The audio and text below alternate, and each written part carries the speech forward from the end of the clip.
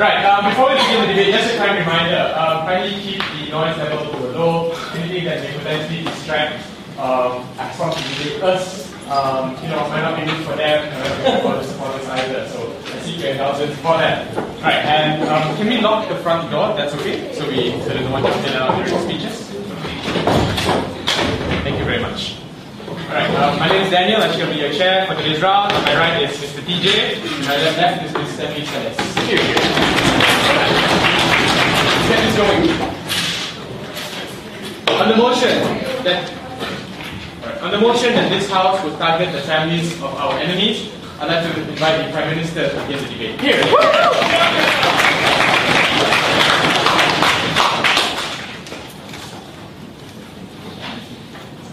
Hello, Korea. I come in peace. Enlighten everyone that our way of doing things will bring more benefits to a state that is going to war with enemies, ladies and gentlemen. Sometimes it's about pragmatism and real politics, and do things that are pragmatic in the real world, ladies and gentlemen. So we would like to invite opposition in today's debate to come to the real world and not be airy-fairy and argue idealistic stuff. Ladies and gentlemen, before I move on any further into this debate, I would like to provide several definitions, key terms within the motion that needs to be cleared up. When we mean target family members of enemies, ladies and gentlemen, we mean things such as capturing, and we'll be bold enough to say that sometimes it goes to the extent of killing them, because we think that it will bring benefits in the end, ladies and gentlemen, because it will be based on whatever that is necessary at that point in situation. If it is necessary to capture, then we'll capture. If it's necessary to kill, then we'll kill, ladies and gentlemen. It will be analyzed on a case-by-case basis. But what do we mean enemies in today's debate, right? Normally it is authoritarian government that is run by a single family, ladies and gentlemen. For example, the Gaddafi family in Libya, or the Assads in Syria, and the Kim Jongs of Korea.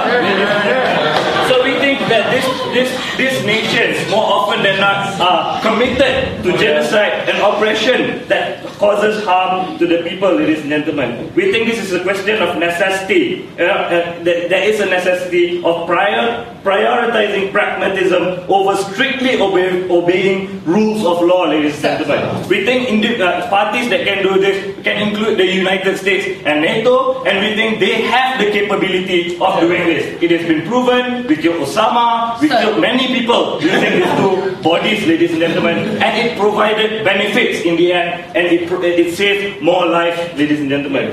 I'm going to talk about two things. I'm going to talk about how our measure is going to solve conflicts quickly, and secondly, I'm going to talk about how it is an effective tool to psychological warfare. But before I move on into my arguments, I'll take one from you.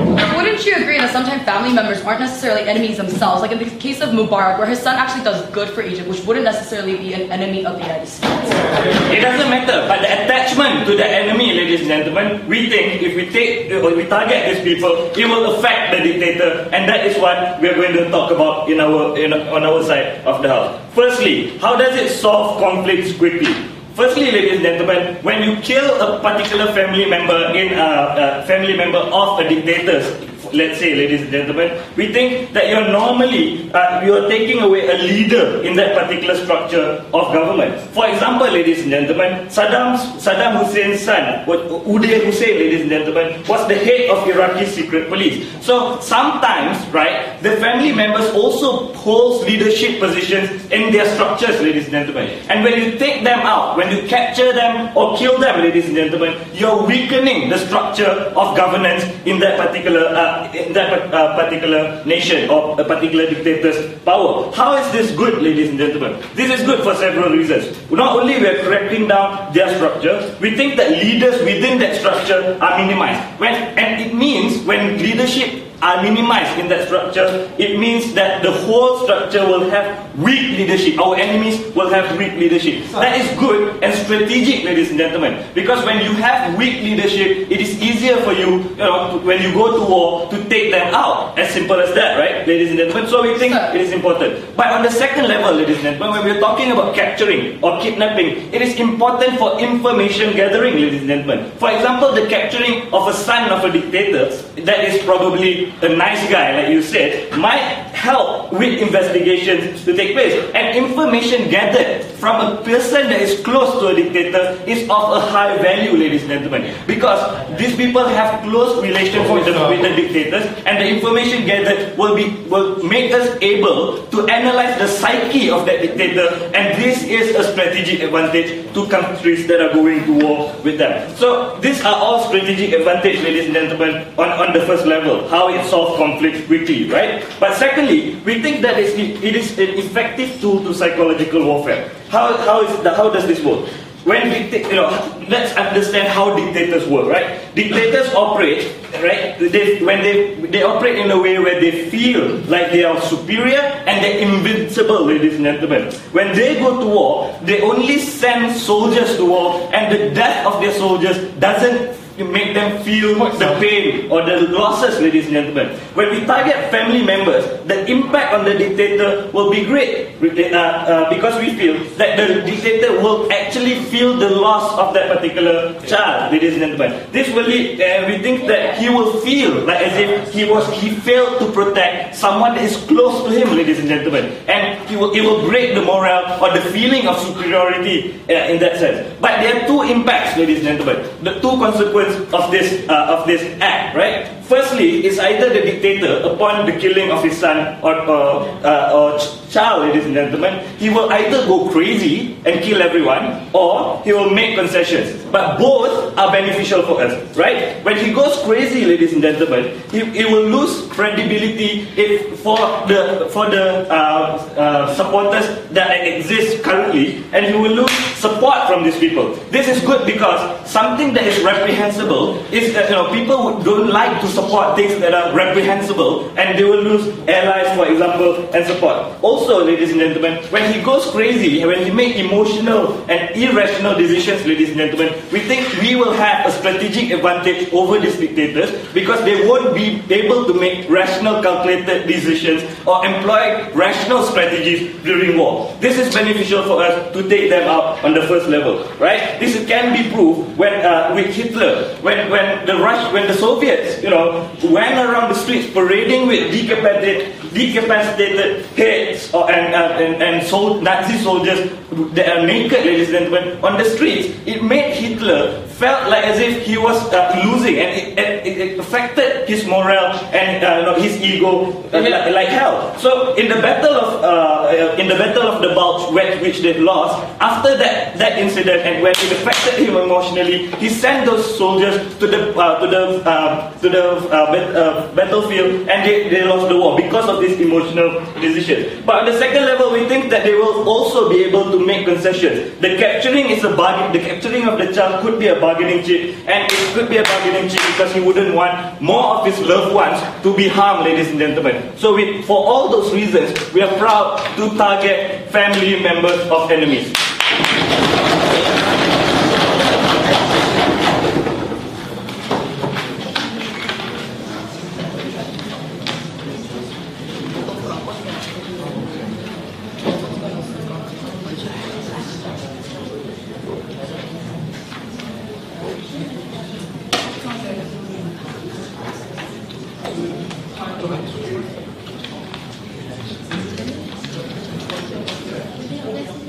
I'll thank the speaker for his speech.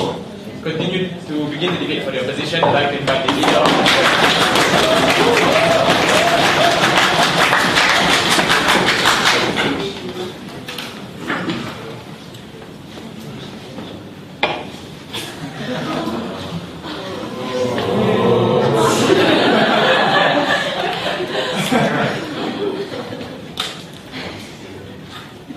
Mr. Speaker, first to summarize what has been said in the Prime Minister's speech, it really comes down to three main arguments. One, it affects the dictators. Two, you can gather information. And finally, it also affects the psychology of the dictator. But first of all, we think this is a very narrow limitation of today's debate coming from the government side, because wars are not always fought against a dictator, Mr. Speaker. Sometimes wars are fought against governments. Sometimes wars are fought against organizations like terrorist organizations. Sometimes they're also fought against other liberal democracies. Sometimes they're also fought against legitimate governments recognized by the international community. And today's stance coming from the government side was limited very narrowly to only dictatorship situations. And we think unless they can prove that this is effective for all situations of wars, we cannot support their stance in today's debate. Now, with this cleared up, let me negate their points one by one, even under the conditions of fighting against a dictatorship. Now, first of all, they talked about how when we attack dictators, anything should go, Madam Speaker. They talked to, and this stance really comes down to a quote that I think the government side would agree to. Now, this quote is this: "To achieve the desired ends for our government, all means should be considered and should be justifiable."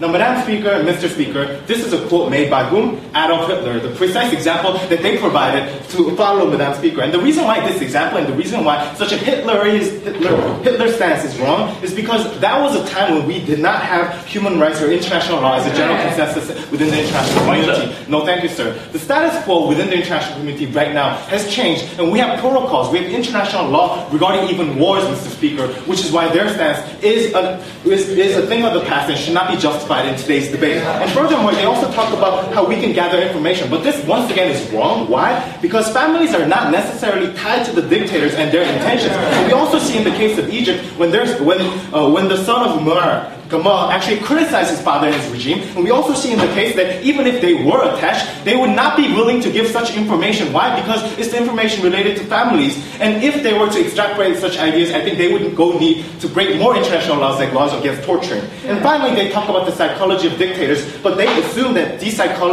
dictators would do irrational and crazy stuff. The fact of the matter is this assumption is ungrounded, and we see in real life that it's not actually what happens. As we saw in the case of Gaddafi, when his son died, he actually used this as an incident to inspire more anti-American, more anti-Western sentiments in the city of Tripoli, and actually strengthened his hold on the city against the anti-American sentiments, anti-American war efforts. Now, with this cleared up, Mr. Speaker, I'm going to go on to the issues of principles and benefits and the additional implications that this has on the international community, which are the burdens that the opposition needs to support in today's debate to win this debate. Before I go on, yes, sir. How can you say the trends are moving away from these kinds of practices? We just did it. We killed Gaddafi's son. We killed Saddam's son. We also killed Osama bin Laden through these kinds of methods, and it's effective. First of all, it has been proven, and it already has been conceded that killing of these sons were not intentional on the part of these allies. They were completely accidental, and we think that the intentional killing of these sons is a wholly new, different matter than an accidental death arising like collateral damage, Mr. Speaker. With this cleared up, I'm going to move on to the case of the opposition.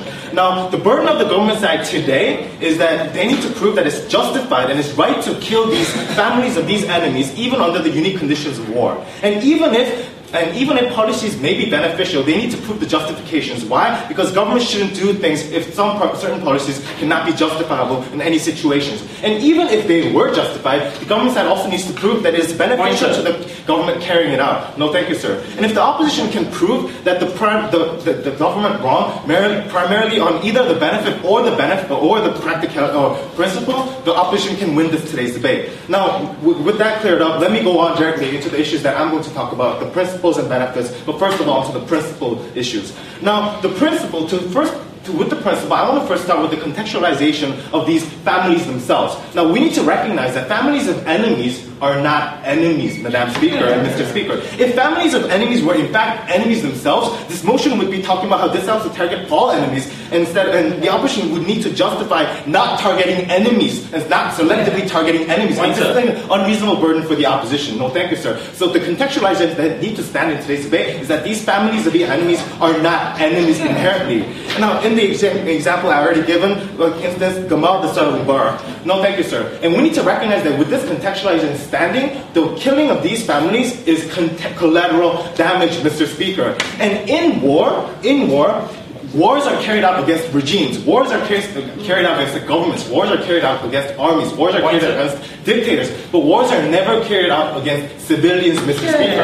And killing these innocent civilians killing people that you did not set out to kill is unnecessary killing and is unjustified killing, Mr. Speaker. And we believe that ends don't always justify the means, and therefore it's wrong on principle. And secondly, I want to do the contextualization of the concept of wars and enemies, Mr. Speaker. In the modern context, even wars have laws and regulations. Wars follow protocol, and countries don't do anything in their power to win without, Mr. Speaker. No, thank you, sir. The United States could have bombed Iraq entirely to end the war quickly and faster, but they targeted only enemy bases according to protocol. And the reason why in Libya the Allied forces are only maintaining a no-fly zone is not because they can't win against Libya, it's because they're following international law and order. And we believe that even under international law, their policy is unjustifiable. And in conclusion, it is wrong to do so because it loses the justification these governments have in war, and therefore it loses the support of allies and other democracies. And we believe that the grounds of this war itself will be severely weakened. Well, thank you, sir. And although even if they were justified, our stance is that it will not be beneficial for the government carrying this policy out. Why? Because wars these days are not simply territorial disputes. Wars are not declared by whimsical monarchies anymore. What happens in today's war is that these wars are oftentimes mostly caused by political systems, animosities between political systems, ethnicities, or religions. In other words, there contain violent emotions of nationalism and radicalism in today's war.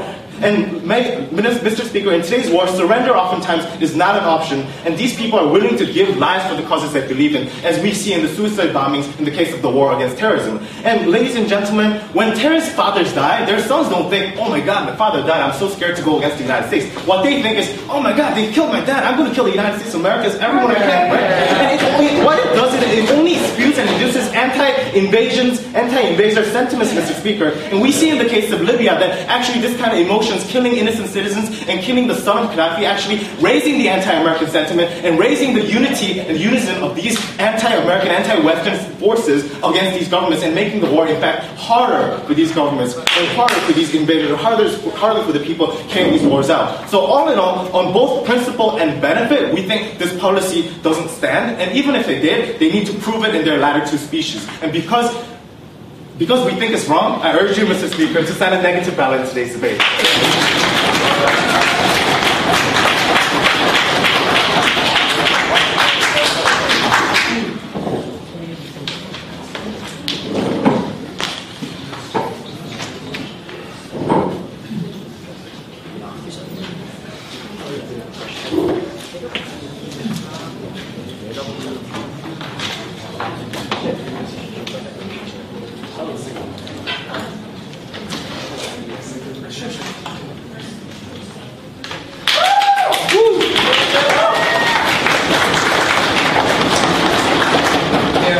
Thank you, THW opposition. Next up, Deputy Prime Minister. Here.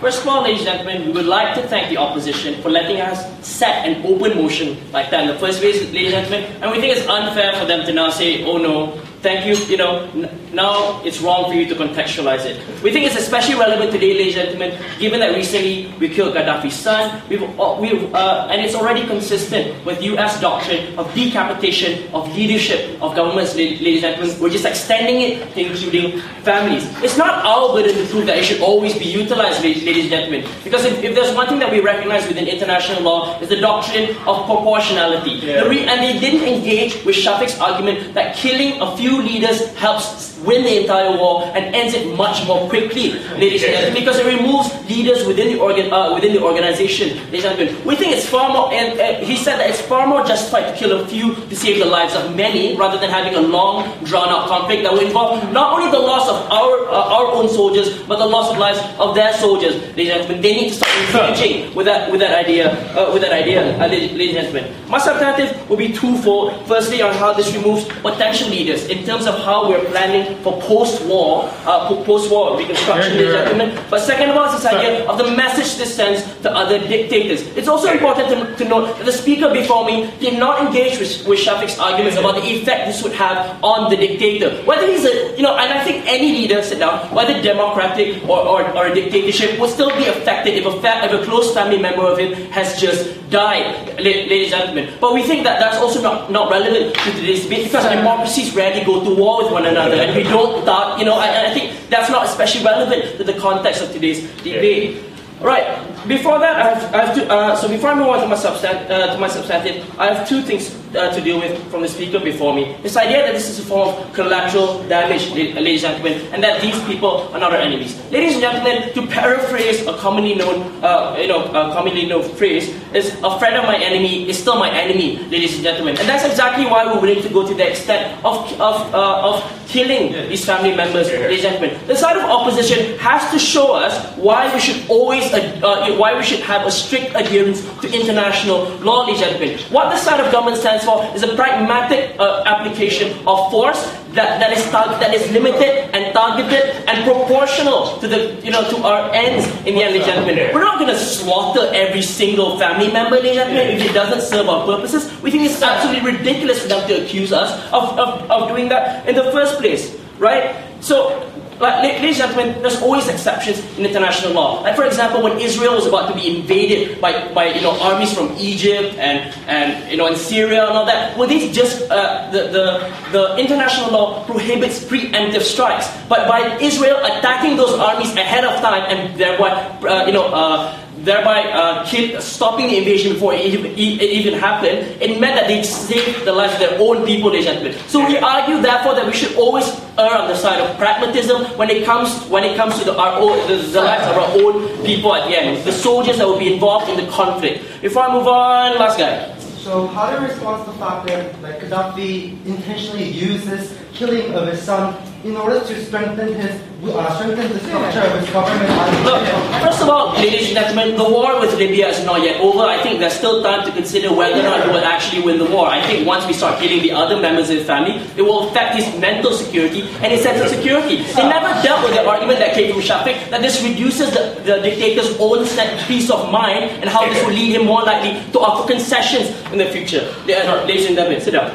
Let's move on to my first. The second thing I have to respond to is this idea of radicalization. I just dealt with that. Let's move on to my first substantive about how this removes potential leaders, ladies and gentlemen. Because let's acknowledge that in any war, if it resolves quickly, like we say it will, we need to start planning for post-war reconstruction. Now, when it comes to dictatorships or authoritarian governments, power usually centers around the family unit. That's why we brought about the examples of the Assads and the Mubaraks and the Gaddafis, ladies and gentlemen. And what we want to do is we want to remove them from the possibility of participating within that post-war reconstruction, ladies and gentlemen. Why is that? Because family members are symbolic of the power of the dictator himself. The amount of power and fear that he infuses onto the people, ladies and gentlemen. And what we're simply doing is making it easier for the people then to transition into a workable democracy without having a family member who could potentially become like his father or his uncle or his brother, ladies and gentlemen. And what we're essentially doing is making it easier for the people, therefore, post-war to move on and to rebuild the society without having the stench of fear hanging over their heads. And we think therefore it also weaken the leadership for the opposition, right? For the people who supported the dictators in the past. And we think that's very good for democracy. We think that's very good for the people who are living after the war. But second of all is this idea of the message this sends to other dictators. The message that this sends to other dictators is that you can't simply is that you no longer have peace of mind anymore. You no longer have a sense of security. Because if there's one thing that dictators love, besides their power, ladies and gentlemen, is their family members. And there's a reason why they put so much security on their family members. They never dealt with Shafiq's substantive about how the death of someone close to you affects you very deeply, and how this would lead dictators to more likely make irrational choices based on their emotions, ladies and gentlemen, and how this is advantageous for the side that is pushing for the removal of this dictator. So what have we shown to you from side government, ladies and gentlemen? We uphold the idea of proportionality in international law. We uphold the idea of pragmatism, and we're willing to break the rules in order to save the lives of our own people, ladies and gentlemen, to achieve a quick end to the conflict. Not only are we doing that, we're also planning. We're also planning for what happens after the war, ladies and gentlemen, by removing potential leaders, but also sending a message to other dictators. And this is important, right, ladies and gentlemen, because the moment that other dictators become more pliable, they're less likely to resist international pressure, which makes it easier for us to get them to concede or to agree to step down, ladies and gentlemen. The war is won before we even get there in the first place, and we think that's what's important here. Saving lives by killing a few, we think it's absolutely okay. And for those reasons, we're absolutely proud to propose.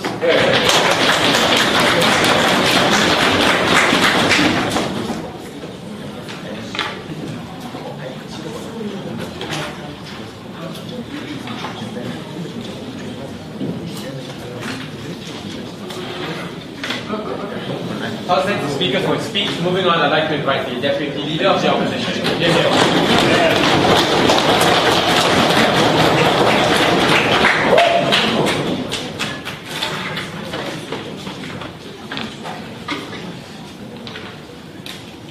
So, first things first. They come up here and ask us, we killed Gaddafi's son, what to do with it. But that's the exact question we want to ask. Now, unintentionally, NATO accidentally killed Gaddafi's son.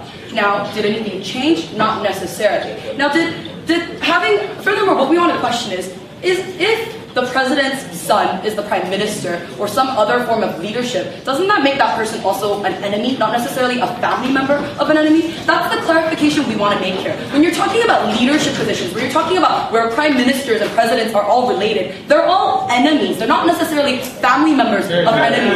That's the clarification that they need to understand from the very beginning. Because they keep on telling us that somehow, these royal families dominate the government, therefore let's weaken them. But the fact is, that is your target, that we already target in the status quo. That is not a significantly new policy that you are supposed to bring up in today's debate. But furthermore, about wars and democracies. Now, we clearly told you how even in democracies, even in other cases, wars exist. So prove to us how targeting family members of democratic regimes somehow benefits the targeting wars, or how somehow makes war more effective. And they tell us, well, it's our burden to set the case. But the fact is, try to think further, UT Maro. Now, furthermore, we're talking about Gaddafi's propaganda. Shouldn't they clearly asked in his POI, well, didn't it really make Gaddafi's reasoning stronger for a nationalistic policy, more violence, so that actually Tripoli was even more in a violent turn? And they answered to us, well, number one, it really happened recently, so let's think about it. And number two, we'll just kill them all. Now, first of all, slow assessment. Fact is, immediate response, immediate reaction, a month or two, nothing changed. So prove to us how your policy is efficient. But secondly, kill them all. I think royal families have a lot of sons, a lot of daughters, so when are you going to end killing them all, like wipe out the entire country? We don't think so. And furthermore, give us an example. Sit down, sir. Give us an example of when a leader became so irrational and mopey and soppy that somehow he made irrational decisions and surrendered the war. Because the very fact is, they tell us to be reasonable, they tell us to be logical, and they're the ones who are providing this very sad story about irrational leaders. So give us a single example. But anyhow, moving on to this whole example about post-war. Now, the very fact about building a country after war, in other words, if Iraq war ends and US goes in, they need justification, legitimacy, and support from Iraqi people in order for that process to go on. But once they start killing off leadership, once they already violate human rights on their own accord, that justification goes down. And that's what makes that process even harder. So we don't really understand the entire stream of logic that they're providing to you, that somehow wiping out everybody and not leaving any reminders somehow justifies the cause of the winner in the war. So again, no sense of logic whatsoever coming from the government bench. So I, as the second speaker, will deal with more about the harms, the further implications on what their policy has, not only on the nature of war, but furthermore about the rebuilding process after war takes place. So one by one. They tell us, number one, that somehow post-war process will go better. But we actually have a counter argument to that. And that, as I explained earlier, as I explained earlier, post-war process gets even harder when the winner actually violates rights of that country itself. In that, post-war process is only simpler when people abide by the rules and people abide by the people punish the leaders at hand, and people deal with all the rights and wrongs that happen in that. But once you start killing off other people that are irrelevant to the very cause of war or very target of war, that's when it gets messy, and that's when the lines actually get blurry and leads to a lack of justification and a lack of legitimacy for the winning team. Yes, sir. Please tell us why we should not kill a few to potentially end a conflict quickly. Isn't that proportional?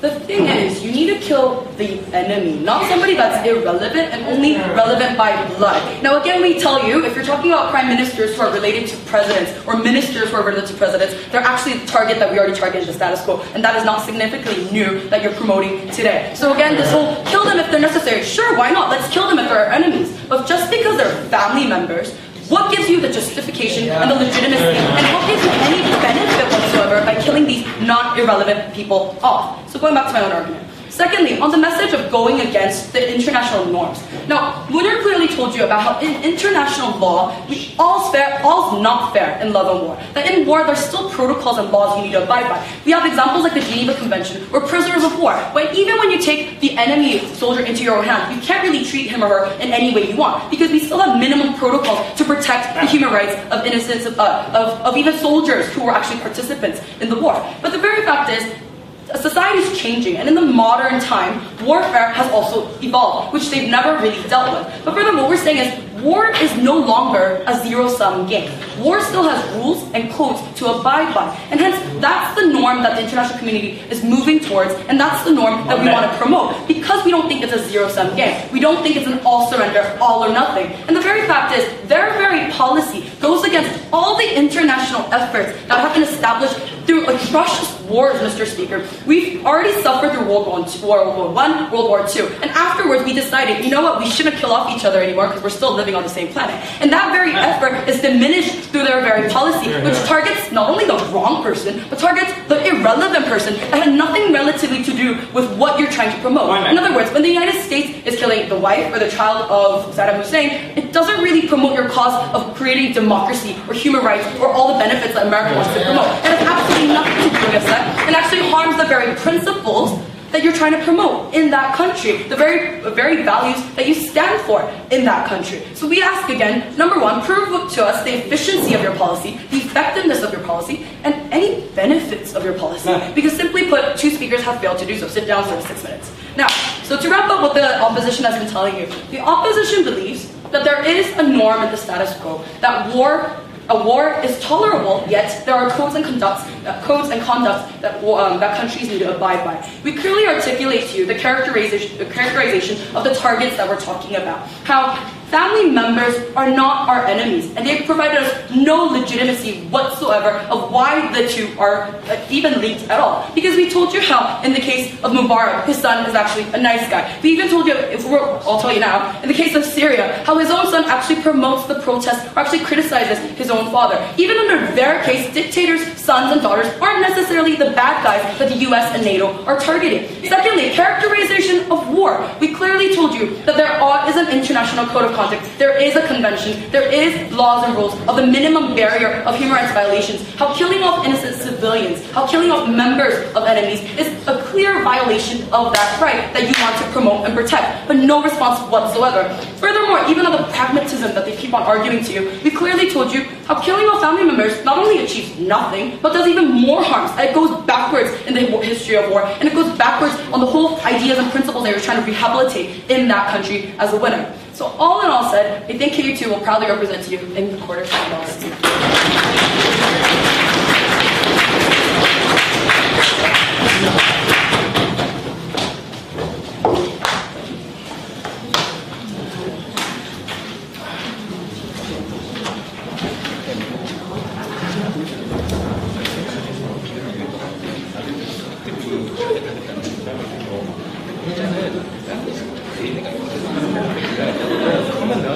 The House Next and Deputy Leader for Speech, I'd like to now invite the government whip.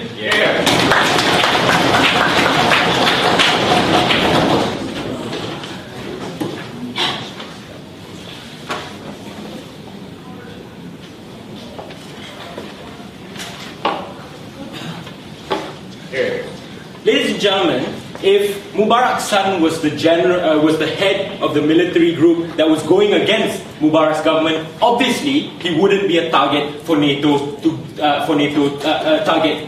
right? This isn't about killing all family members of dictatorial regimes. This is about specific target strategically done in order to weaken that dictator, Mr. Chair. And we think that we proved that well. The only harm that the side opposition could prove towards our proposal was that, oh, maybe this might anger the civilians, the other people of that nation. And I'll deal with all of this in my speech today. But otherwise, Mr. Chair, it's very, Shafiq asked them not to be too fluffy with all these principles and stuff, but they were, and all they had to say was, well, the family members, they're innocent, don't kill them. But we proved proportionality is more important. The first thing I have to deal with today is on the principles of war, and I'll deal with this on 3 levels. And then I'll talk to you about this minor argument that came out from the second speaker about post-war reconstruction processes. Now, firstly, what did side opposition tell you on the principles of war?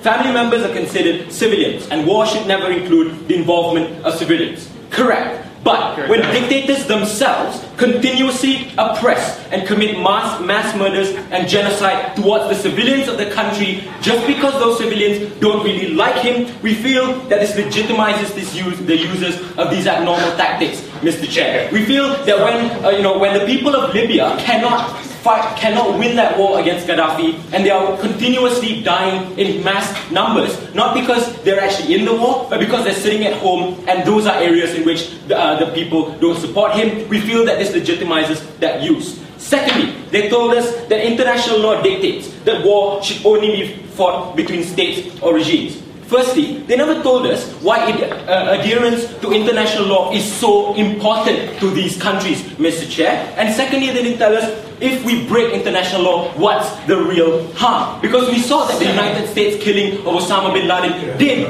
break many international laws because they went into Pakistan without telling Pakistan. But at the end of the day, because they got the most wanted man in American history, we feel that legitimized those actions, Mr. Chair. Secondly, we also think that nations will put security, peace, and lives of the more lives of people at tantamount value compared to just some simple rules that we made up. And secondly, they told us that the image of these nations will be harmed, or NATO, for example, will be harmed if NATO conducts these kind of exercises.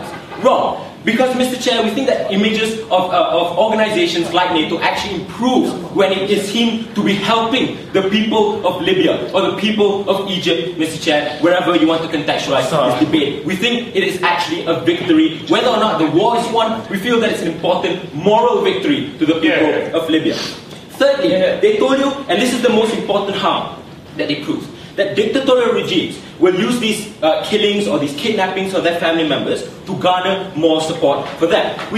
Firstly, we say no, that's not really true. Usually, Mr. Chair, if you look at these kind of situations in Libya, people were actually happy that NATO got his son. In Iraq, when we killed Uday and Qusay Hussein, people were actually calling for the American forces to give them the bodies of these men so that they can, do whatever they want to it, decapitated, paraded across the streets. It shows that people actually, during times of war, even the society of that nation actually will allow these things to happen as long as their lives aren't lost, as long as the lives of their families aren't lost, Mr. Chair. Secondly, on this side, let's go down to this small point that she brought up for about 30 seconds and then just went on to talk about what your first speaker talked about, this idea of post-war reconstruction. Firstly, she said that post-war reconstruction only works when that regime respects laws during that war.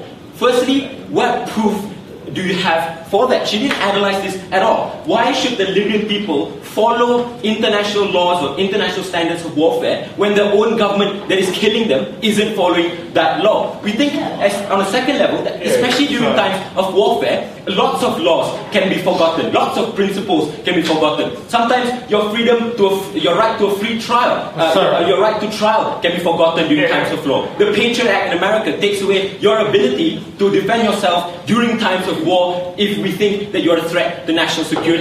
Things like freedom of speech is curtailed during times of war. Why? Because at tantamount value, nations or the people of that country who are fighting the war against these authoritarian regimes will put their peace, their victory at primacy, Mr. Chair, not just some international standards. Because at the end of the day, we think that as an international community, we think that we need to think about what these kind of authoritarian governments are doing to their people. Yes, sir. But these war protocol laws and war laws are wars that stand even during wartime, Mr. Speaker, by definition, and prove to us why evils of others justify your evils. Well, because, look, firstly, you have to tell us why the people of Libya have to follow international standards of warfare, Mr. Chair. Secondly, even if they don't, why is that going to harm them in the future? Things that they never talk about. We told you, Mr. Chair, that at the end of the day, how by killing or by targeting family members of dictators, you weaken them. And we showed you proof. We told you that during World War II, Hitler was greatly angered and greatly shamed when he saw the heads of his Nazi soldiers paraded through the streets of Soviet Russia, Mr. Chair. When he was angry, he pulled his troops off the front line in the Battle of the Bulge and he put them into Soviet Russia. Therefore, he lost Belgium, Mr. Chair. These are the kind of proofs that even when dictators get really angry because their family members have been targeted or use their emotions to go to conduct warfare, we feel that they make less calculated decisions. They make more mistakes, Mr. Chair. Or on the flip side, they will even make more concessions. They will put down their arms because they feel themselves are hurt. Ladies and gentlemen, the problem with dictatorial regimes is that dictators feel that they are supreme and that they are invincible. Because when their soldiers go out to fight that war and they die, the dictators don't feel anything. They don't see, out of sight, out of mind, ladies and gentlemen. But when we target their family members, when we send a message to these dictators that we will no longer tolerate the kind of atrocities that they commit and not respect the fact that just because these people are his family members, we feel, ladies and gentlemen, that this will help us and aid us win the war. We prove that, they didn't prove otherwise. We take this debate. Thank you.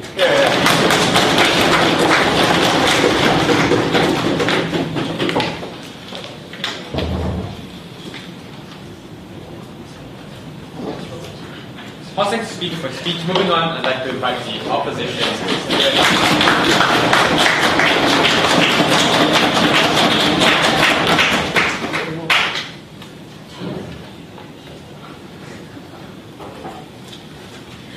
Mr. Chair, the main problem that lie on this side of the House was that they failed to differentiate enemies from enemies' families. That was the clarification that the opposition tried to give you, and my first speaker, Bunyori, tried to give you from the very beginning. We have not seen any engagement upon this characterization until now on. So I'm going to analyze this debate into three main issues, and I'm going to prove to you why this motion inherently fails. The first is about the characterization or the contextualization of this debate regarding the enemies and the differences between enemies' families. And then the second is about the proportionality that they've been clinged to and the effectiveness of this kind of policy. And last is about the post-war implications. Directly moving on to my first issue about the contextualization.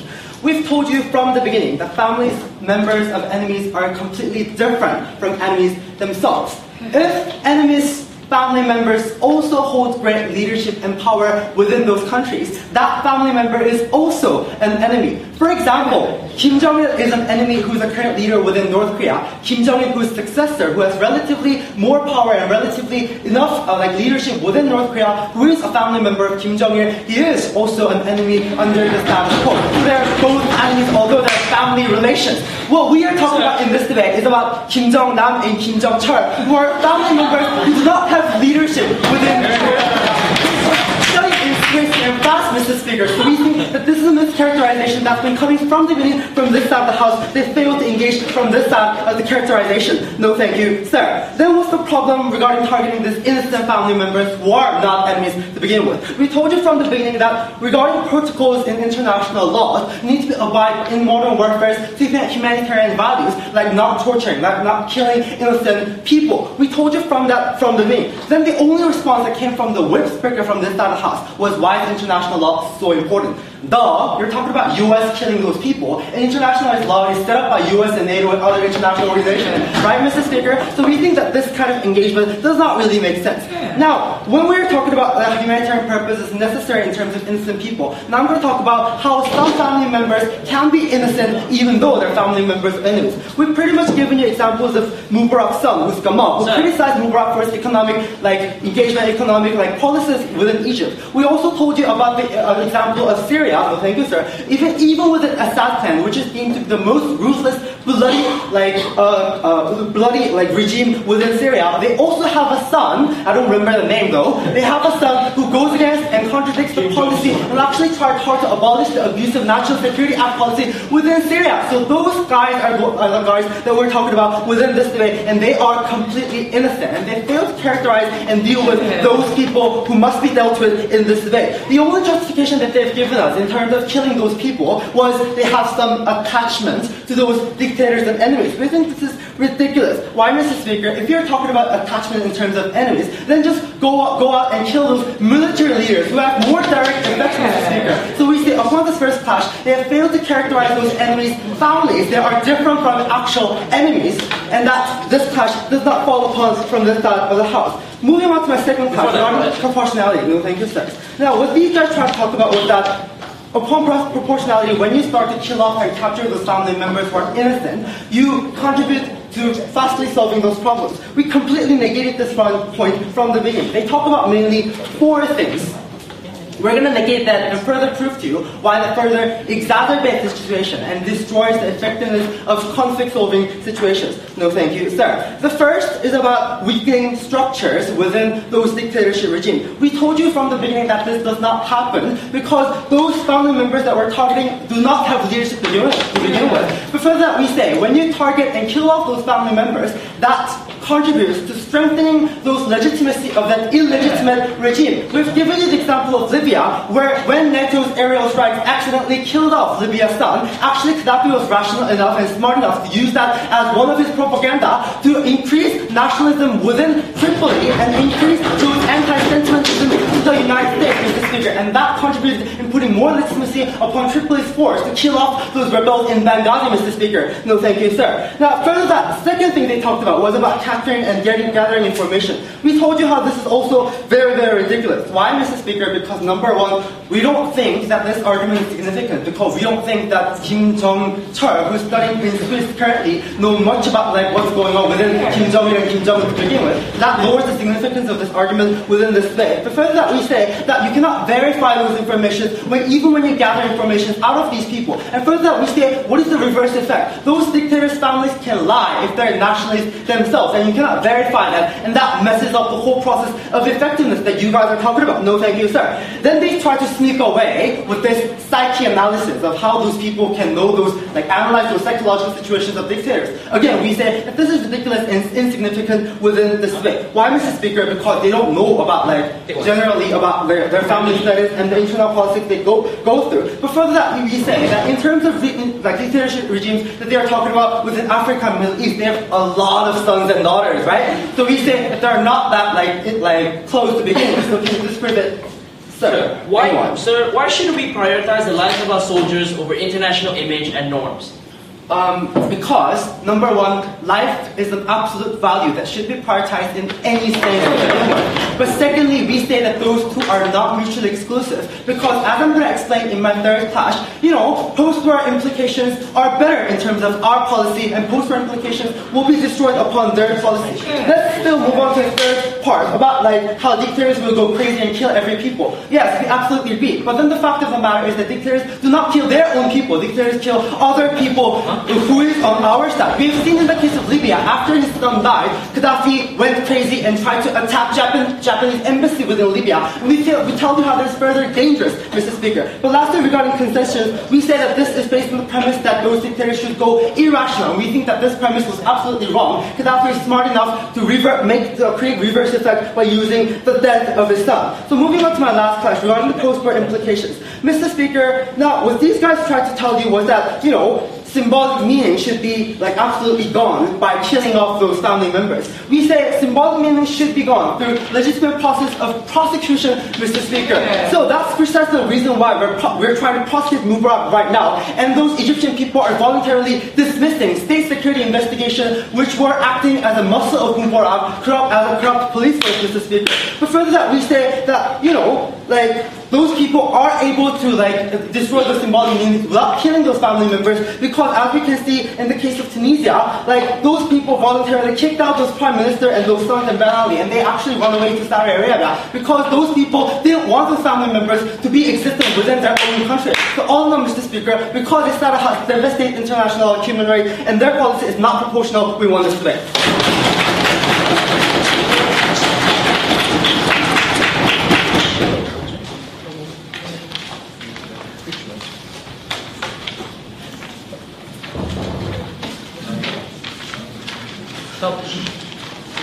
I'll thank the opposition with the speech. Moving on to replies. First up, opposition reply.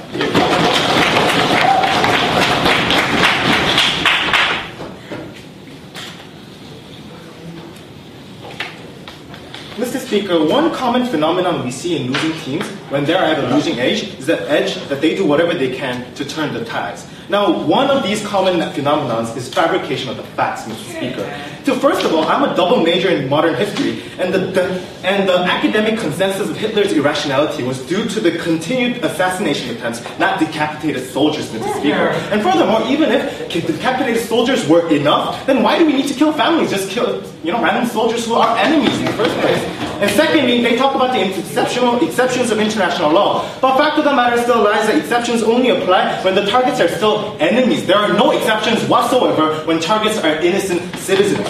Now, with this cleared up, I'm going to organize today's debate and show you why we won. For the sake of an interesting organization, I'm going to organize this reply speech into before the war, during the war, and after the war.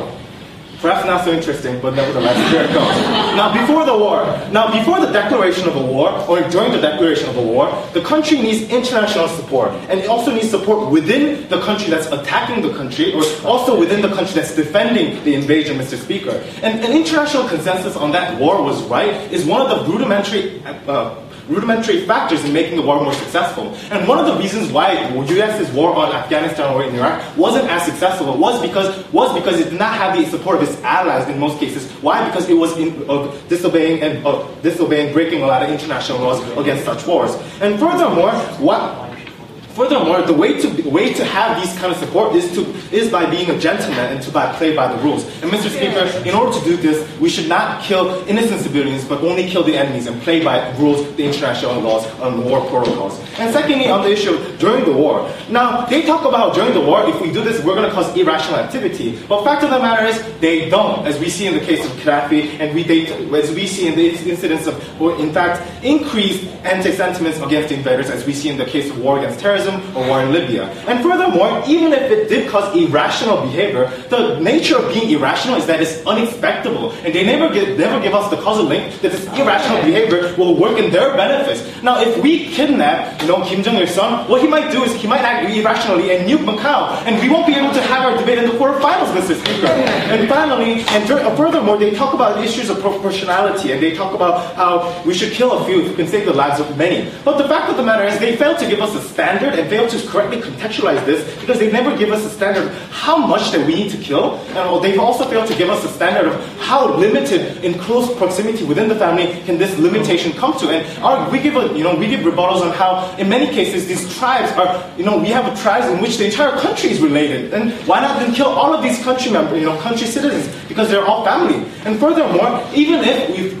we wanted to uphold the issue of proportionality, then why not kill only limited number of military leaders or political leaders, supporters of the regime or supporters of the dictator, and advocates of that kind of a regime, Mr. Speaker? We think that even if we limit and even if we concede to the issue of proportionality, this really has no causal link in how this proportionality is limited only to family members and unrelated civilians. And therefore, once again, even in this stance, during the war, they lose. And after the war, we talk about post-war recreation, post-war reconstruction. And we say that for reconstruction to be successful, we need support of the people who are left after the war. The fact of the matter is, when we don't abide by international laws and we don't abide by the fair rules that set out by the international community, and we don't have general consensus that this government is a legitimate attack on the government, the fact of the matter is, the government and the people left behind after the war don't support this government because it lacks legitimacy to support in the first place. So even after the war, it's better off if we don't kill off the families and if we don't kill off innocent civilians during the war.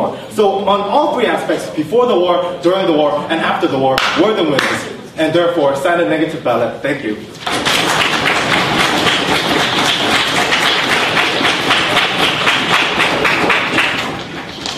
And now to close the debate, I'd like to invite the government reply.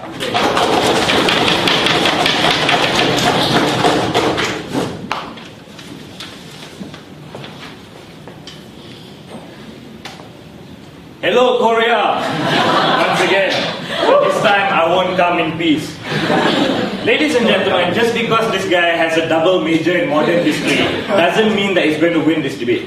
And just because we went hardline and practical, ladies and gentlemen, doesn't mean when you come out and talk about airy-fairy stuff, you're going to win the debate and we're going to lose automatically. Let's look at why, ladies and gentlemen. Let's look at technicalities first. We think there are several misrepresentations that were made on this side of the house. They assumed that we're going to kill every single member of this dictator's family. We never said that. We said we're only going to kill strategically when it works for us and it's going to affect the dictator so that we will have an upper hand. We also said, ladies and gentlemen, they were running away from this debate. We're talking about these kinds of regimes and they're talking about other stuff such as what if we go to war with a democracy and another democracy. Prove to us, post-World War II, is there any form of war between two democracies? There has been never, ladies and gentlemen. But never mind that. And then they came out here and bitch about the idea of the difference between enemies and families of enemies, right? Sometimes family members can also be enemies, ladies and gentlemen. And we were bold enough in my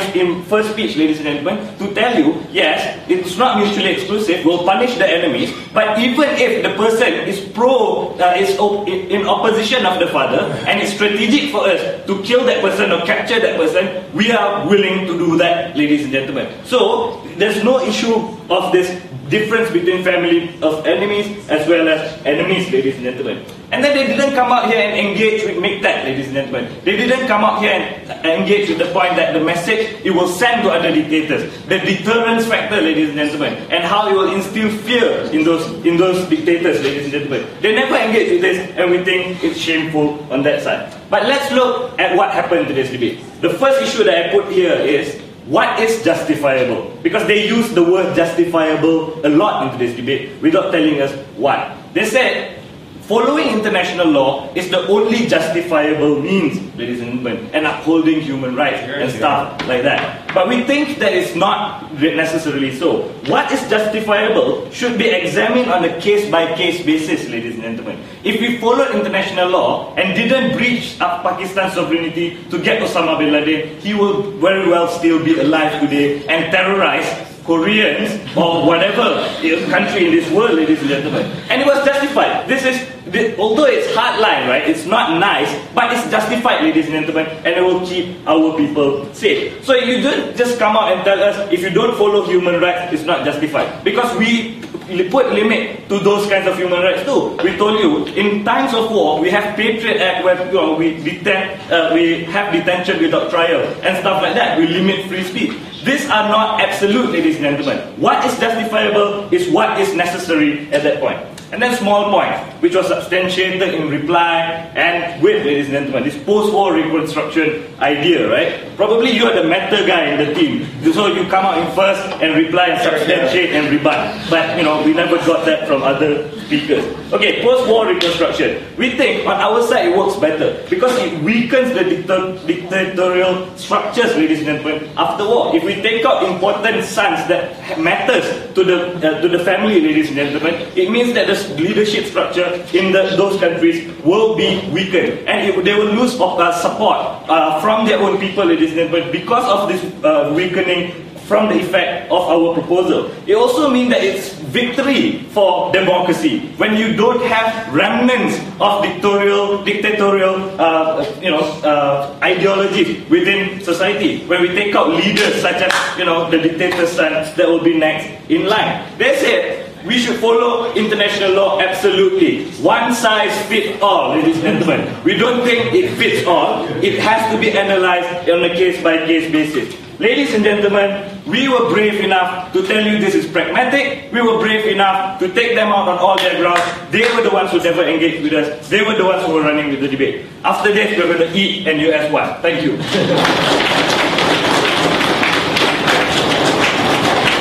I'd like to finish the debate because close your hands and invite everyone to go back to the hall because that's where the results will be announced.